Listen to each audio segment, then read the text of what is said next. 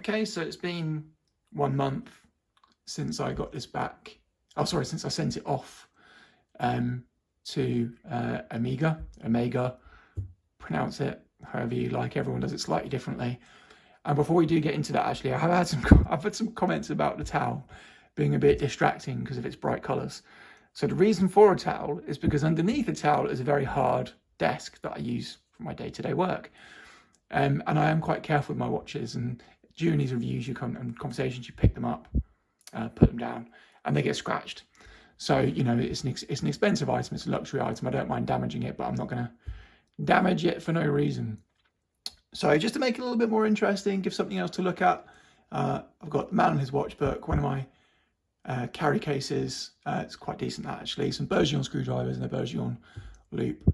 But obviously it's a bit whiter and less bright and in your face behind. So hopefully that is appeasing some people, and they prefer that now.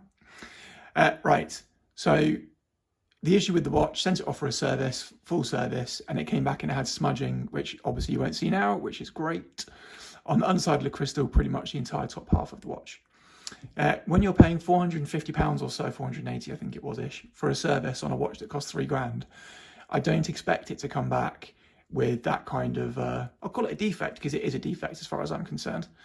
I was a bit apprehensive about sending the watch back again. While I don't mind a watch getting damaged, I like it to be damage that I've inflicted. I think I mentioned in another video when I did a review of this watch, there was a huge gouge out here. My wife threw a mobile phone to me and it caught the bezel. I never got it sent off. And when I say huge, I mean I could get my fingernail in it. It was a big old gouge, scratch, mark, damage to the bezel here. But I got over it. Eventually, you just kind of see past it. But when someone else is causing that damage, it's very irritating. I sent a number of watches back to Tudor, as you'll see from videos on my channel, and invariably they came back with damage where they've been articulating and moving around the bracelet, and it would scratch the top of the lugs, and you got scratches on the bracelet and the clasp. And for me, that's just not acceptable. If you're looking after someone's luxury item like that, look after it. Send it back in the condition it came in, because that's what you should be doing. That's what we're paying you to do.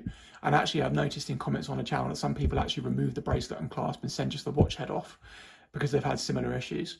And again, they're probably like me. They don't mind the watch being damaged when they're the one inflicting that damage. Having someone else inflict that damage is super annoying. So I'm pleased to report that it came back and there was no additional damage at all to the bracelet that I could see anyway. There are some marks on there that probably won't be visible under this light that I've created, which is exactly how it's supposed to be. It's my watch, but nothing additional, which is really, really good. I have noticed that the anti-reflective crystal, the exterior coating, I did notice this before I sent it off, to be honest with you.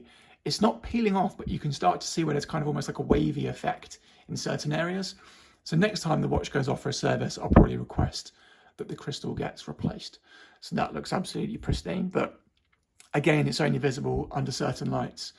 I just wish the watch had come back like this initially. It's just very frustrating that I had to send it back at all. It's absolutely brilliant to have it back. I absolutely adore this watch. And you get to geek out on stuff like the movement on the back, which, while I know is machine finished, it just looks great.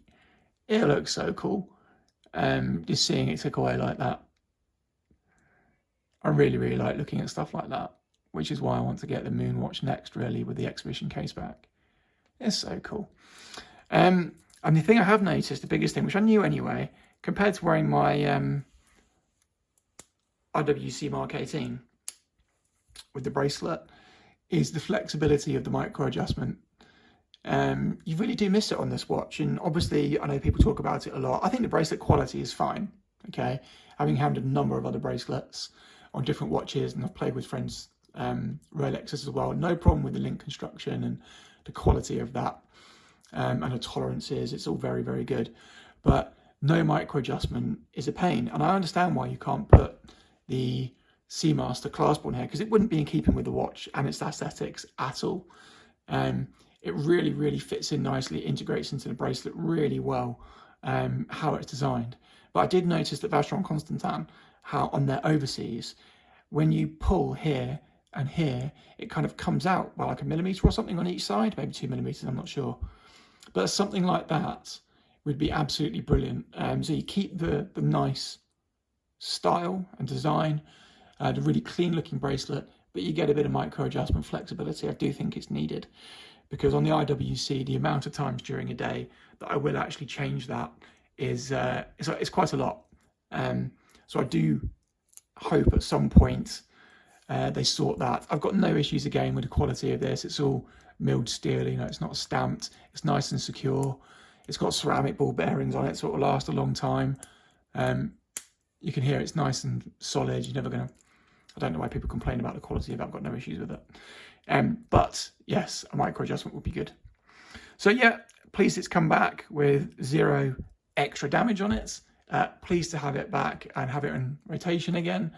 I just think Omega should have picked that up. I think it's a bit of an oversight to have quite a lot of smudging really underneath the crystal at any point.